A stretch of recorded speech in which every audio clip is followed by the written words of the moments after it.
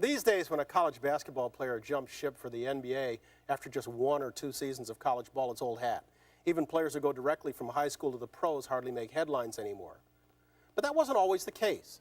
Until 1971, the NBA required all players to wait until their class graduated from college before they could enter the draft. No questions, no exceptions.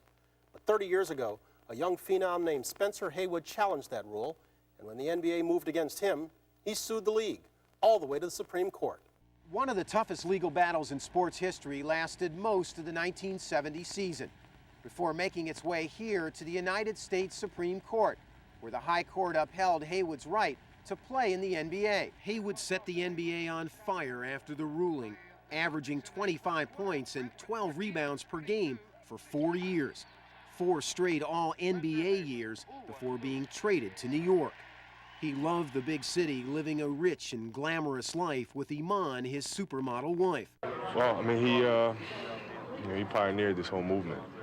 He was the first one to, to fight for what he believed in, and it's because of him that he just opened up the door for guys like myself and Garnett and McGrady, Rashard Lewis, and LeBron James, and et cetera, et cetera. And it all started with him. Ladies and gentlemen, please direct your attention to the American Airlines Center video board for a special all-star announcement.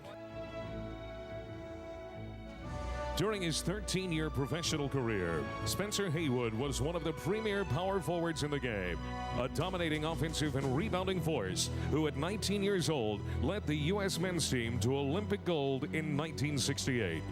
A 4-time NBA All-Star with the Seattle Supersonics, this year marks the 40th anniversary of Haywood becoming the first player to sign as a college sophomore after challenging the NBA's then draft rule prohibiting undergraduates from signing with an NBA team before their high school class had graduated. Please give a big Texas welcome to Spencer Haywood.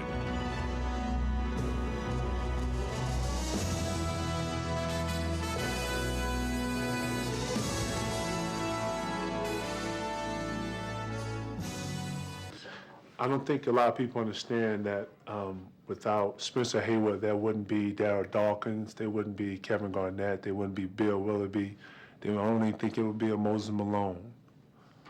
I think a lot of people don't understand the history of Spencer Haywood. He was the first.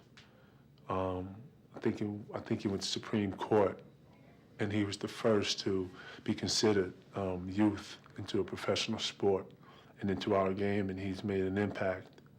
So with that, I would like to congratulate Spencer Haywood for not just being born, but opening the doors for a lot of people to come through and display their talent in this great game. So congratulations.